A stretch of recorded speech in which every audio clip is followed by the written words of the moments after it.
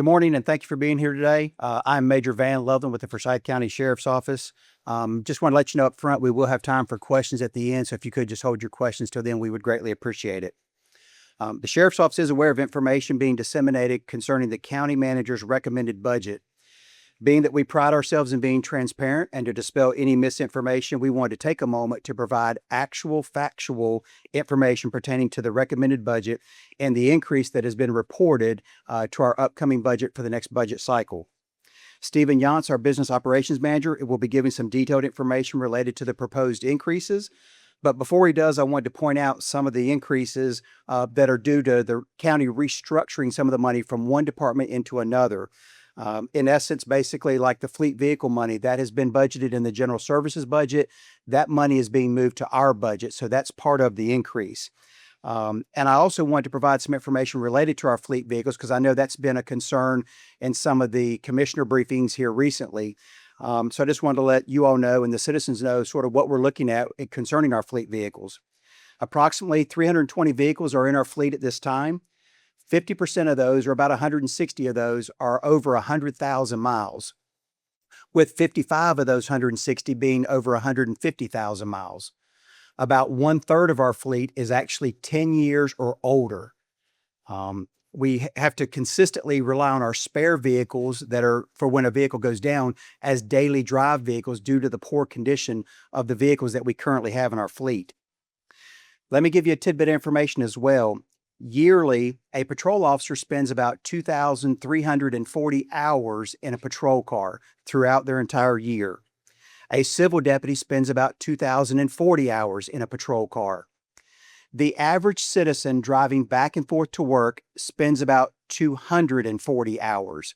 So there is a drastic difference between what we spend in a vehicle versus the normal public. So you can see that the amount of hours and the amount of miles and time we spend in that vehicle, those vehicles do not last quite as long. So 100,000, 150,000 miles, those cars are really wearing down on us much quicker.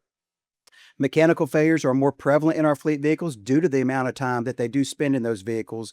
And so that does affect some of the ways that we're able to respond to our community and our citizens when they're wanting calls for service that need to come out. So that's just a little bit about our vehicles and about how they're moving some of the money around that does show some of the increase in our budget. And I'll turn it over to Stephen Yantz at this time to discuss in more detail about those budget increases. Thank you. Good morning. My name is Stephen Yantz, and I am the Director of Business Operations for the Forsyth County Sheriff's Office. Today, I want to provide a brief overview of the Sheriff's Office fiscal year 27 recommended budget and explain the primary factors that are driving these increases. The Sheriff's Office recommended expense budget totals approximately $84.8 million, which is an increase of about $5.8 million or 7.3% over the current year. Total net county funding is approximately $76.6 million, an increase of about $9 million or 13.4%.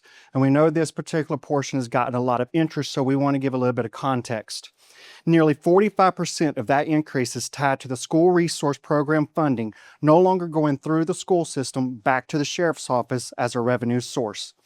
The remaining increases are primarily driven by non-discretionary costs, including salaries and benefits, detention center medical and food contracts, and budgeting restructure that Major Loveland has brought up concerning the vehicles. Some of these increases were offset by utility expenses that were originally budgeted under the Sheriff's Office, but is now under General Services. Another area still being closely monitored and is impacting the personal services is overtime. While overtime costs remain elevated due to hospital duty assignments, animal services, and saturation patrols, we are seeing improvement. This year, we are projected to be $850,000 compared to last year and $1.1 million less than the year prior due to operational and staffing efficiencies. This next section highlights the limited discretion that we have within our budget. The majority of the Sheriff's Office budget and expenses are non-discretionary or required by law or local policy, but they are needed to maintain daily operations and public safety services. The gray columns on here They represent our non-discretionary funds. These are not determined by our office or expensed directly by our office. The columns that are red and white, that have the asterisks beside it, and I did include the asterisks because as you get further down, they're so small compared to our overall budget and the other categories, you cannot see these columns. But this is where we do have some discretion, where we can sometimes expense as we see fit, but it's very little compared to our overall budget. To recap, we are, again, for fiscal year 27, our recommended budget at this time is an expense increase of almost $5.8 million, or 7.3% compared to last year. Personal services account for the majority of this overall budget increase, while capital and vehicles are the next largest categories. Our operating budget did decrease this year, and this is because our utilities budget, like electric, water, natural gas, were moved over to general services compared to other years. So we did see a decrease in that area.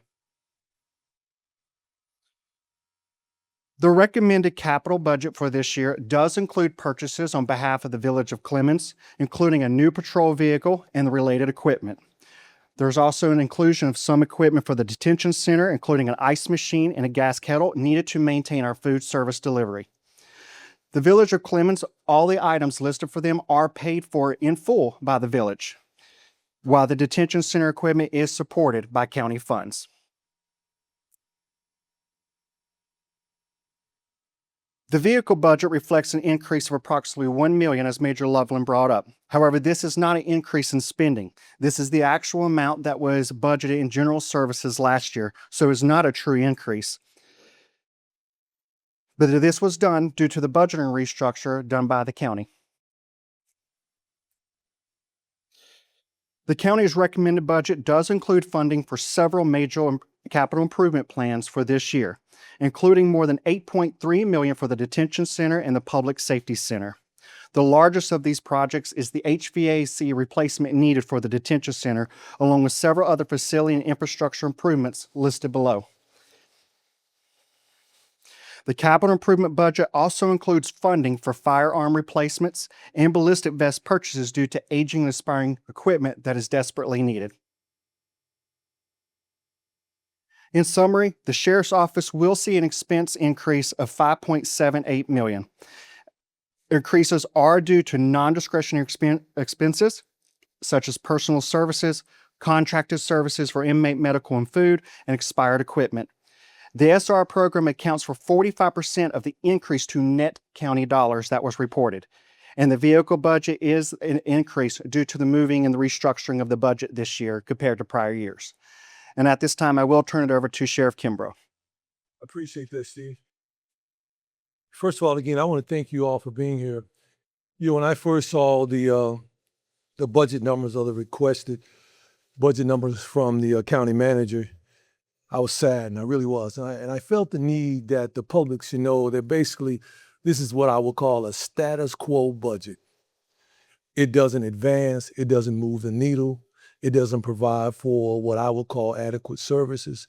And to me, it's a slap in the face to the citizens, it's a slap in the face to the residents of this community. And I tell you why, because in the beginning I was asked, what is needed for this county to move forward and advance? I listed them. And in our budget, we have none of those things. To me, what is the purpose of asking me what is needed and don't even attempt to give me that? But here's what I want the public to know, and I say this with all sincereness. Everything that we have ever said we would do in this county, we have delivered it. We have advanced this county in ways that are unimaginable. What I want you to understand that every decision creates a condition. It creates a condition. When you underfund your school system, when you underfund your security mechanisms, the office of the people, you are creating conditions that will be felt. We still have 40 to 50 animal services calls that we're waking up to every day. We got no increase in manpower in that. And we still are doing animal services call in the city for 1-800-FREE. We still are expected to keep up with the growing demand of a county that's expanding and be able to adjust. The technology that is needed to advance an agency of this size, no funding.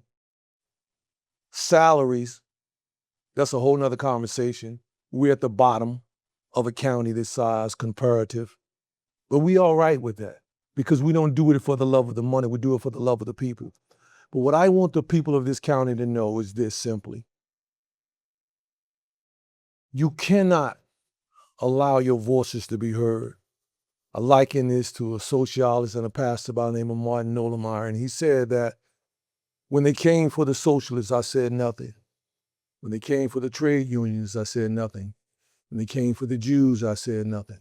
But I'm going to add my piece to it. When they came for the education systems, I said nothing. When they came for the security of our community, I said nothing. And when they came for me, there was no one to say anything. We cannot sit and allow this to happen. We cannot. We cannot. The people that are controlling the funding need to understand the decisions that we are creating by underfunding our communities. To defund and to cut are synonymous. It's 6 of one, half dozen of the other. One just sounds more aggressive versus I'm going to cut you versus to defund you. When you don't give the funding that is needed to secure a county of this size, those are dangerous decisions. The incident that happened last couple weeks ago, the technology that we have that was able to bring that resolution, that's technology. You cannot grow a county when you underfund it with a status quo budget. And that was the sole purpose of this, is to dispel the misinformation that is out there to think that we're getting an increase. They just took the money that they typically would give the school system to pay us, they gave it to us so we just have the money on hand already. That's all it was. You know, the silliness to talk about vehicles when 100,000 miles on a vehicle that is a first responder vehicle. The comment that the sheriff wants a new Tahoe, all the vehicles fall up under the sheriff's vehicles. All those are sheriff's fleet vehicles. The Tahoe that they're driving now has 100 and some thousand miles on it. I don't need a personal vehicle for myself. The vehicles I drive are all right, my personal vehicles. This is about the community. This is about the safety of a community. And that was the purpose of this, is I wanted to be on record. The same way we've been on record from metal detectors to everything, I want to be on record with this community saying that I'm telling you what is needed. The last thing I'm going to say is this. This would be like going to the hospital, having a procedure done, trying to tell the doctor and all those people involved the equipment that is needed to perform the procedure, and then tell them what the cost of the equipment should be. When you've never done it, you've never had an experience of doing it, it doesn't make sense. And we cannot. I encourage you to let your voices be heard this evening at the public section, this evening at 6. Because I'm telling you, decisions create conditions. And the last thing I want people to say is, he said that back then, and we said nothing. I appreciate you all for being here. I'll answer any questions that you may have. But again, I want to thank you for the support and you all being here. Yes, sir. Sheriff, what do you feel you need to adequately fund the sheriff's department? The increase was $5.8 billion. What was the number? What were you asking for from the county commissioners? So I'll let Stephen give you the exact number, but I can give you a couple of things that we were. Go ahead, Steve. So our enhancement requests were a little over 8 million this year. Some of that was due to statutory requirements where we had to ask for the extra funding we needed for the inmate medical and food services, as well for replacing our expired equipment. And that we did get some of that. The rest of it were, as the sheriff's talked about, the expansions we're needing to provide better services, to provide better efficiency. And I'll let him speak further on those. And if we're asking for 8, did you give me 6? Did you give me 7? Did you give me 5? Did you give me 4? Did you give me 3? Did you give me 2? You gave me nothing. It's a status quo budget is what you gave, right?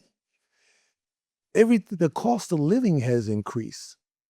Everything, the cost of technology.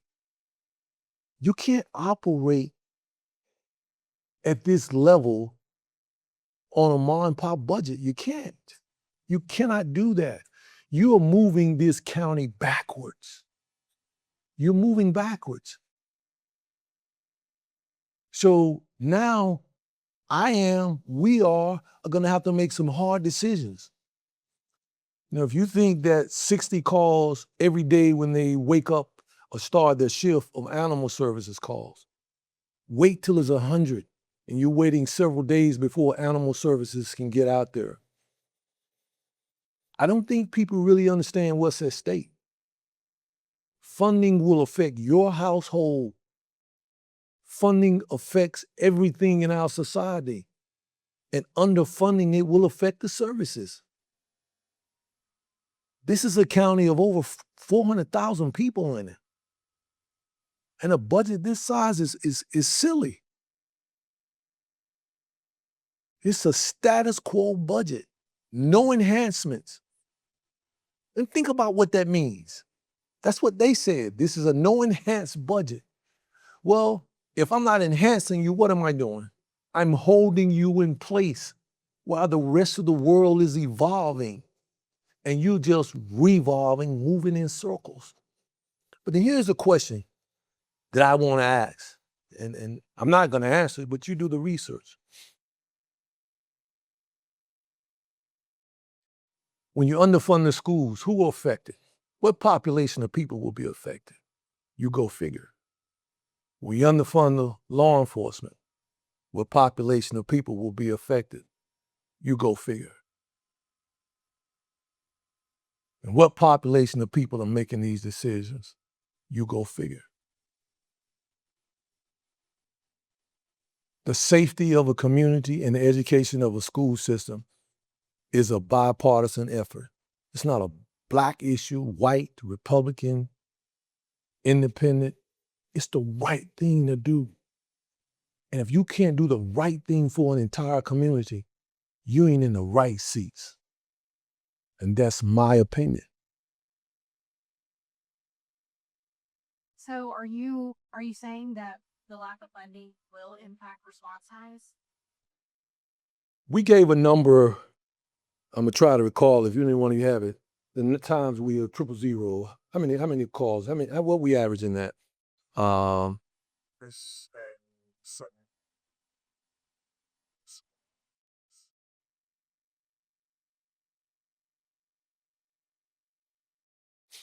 answer that question short, It's yes, 6 minutes. yes. Yeah. It affects response time. I'll give you the numbers of how many times we were 000. What that means is we have no one to send, right? I'll give you those numbers. I'll make sure that Krista get those numbers out to you all, right? What that means is when a call comes in, I have no one to send. What that means is that every morning in the city of Winston and surrounding areas, animal services are 40 to 50 calls behind. What that means is that I'm having to do more with less. What that means is I have to put deputies in cars, first responder with 100 and some thousand miles on them. To me, that's shameful. You have those numbers? So currently we're about 5.7 minutes when there's no deputy available as far as a response time. And for this fiscal year, we're estimated to be at 1,869 calls that come in where there's no one to respond to it, which that would, of course, that number would increase with less funding, and it makes us more of a reactive agency than a proactive agency. That's 000. What that means is 000 means when you get a call in, the communicator will come across the radio and say, we're at 000. And the number that he gave you, that's how many we will expect. That means 000 means there's no one to send. No one to send. That means somebody got to leave a call, somebody has to do something. And if you think about it, just go do the research. You don't have to take my opinion, do the research. The number of people in the county divided by the number of people you need on the street. It's 400 some thousand people in this county, right? You can't play these shell games. You cannot do that. You cannot do that. And I just want to be on record saying that to the public. This ain't about Bobby Kimbrough. Bobby Kimbrough is not asking for a raise. While I'm one of the lowest paid in this region. I'm good with that. All right, Bobby, all right. But my men and women, some of the lowest paid, and we all right. But now to have the audacity to give us a status quo budget, it's an insult. It's an insult. Hitting back off those numbers, how does the manpower that you already have in terms of the overtime, excess overtime play go into that, and what needs to be addressed more appropriately? It's a great question. It's a great question. Great question. What that means is first responder means I'm responding to an incident. Incidents that are happening in this community every day, all around this county and this city. You have to have manpower to address it. If I don't have adequate numbers, that means I have to call people in for overtime to do that. When I send someone to the hospital from the detention center, I have to have someone to go sit with them. When we have major events, like for example, I'll give you a prime example. Did you know that this year, Winston-Salem State, Wake Forest, parade, 2 parades on the same day, 2 homecomings on the same day. You're gonna have 4 major events going on that same weekend. Did you know that? Right? What do you think the manpower are gonna be able to cover? Wake Forest football game, Winston-Salem State homecoming, Wake Forest homecoming, a parade, 2 parades. 2 parades. That's manpower. That's overtime. So what if I said, you know what? I ain't got the money. We can't help you. We can't do nothing. And something happens. You all will be very disappointed with me. Those are decisions that I have to make. When there are issues in downtown, I have to make decisions. You are enjoying low crime rates in this community. As a result, as you heard what the police chief said, it's because of the collaboration. Crime has no respecter of city limits. Make no mistake about that. Let no one tell you any different than that. No one can tell you different than that. When it comes to security of this community, there are basically 4 experts in this area. That's the police chief, the sheriff, Kernersville, and the district attorney. There's no other group of people that has the knowledge base that we have. And those are facts. So if no other group of people have the knowledge base that we have to make those decisions about the safety of this community, how dare you underfund? How dare you give us a status quo budget on something you have no knowledge on how to do? They'll be like me trying to tell you how to operate. I have no idea how to operate the equipment that you all have. So how could I tell you what you should buy and what you should shop for to produce the same results? Great question. Thank you. Again, if there are no more questions, I really appreciate you all being here. I'm hoping that your reporting will make a difference. I don't want the people and the public to be misled to think that the sheriff's office got an increased budget. That is a shell game and it's misinformation. And you've known me for 7, 8 years. I will always tell you the truth. I will always be transparent with you. Even if it cuts us, I will always tell you the truth. I appreciate you being here. And again, thank you.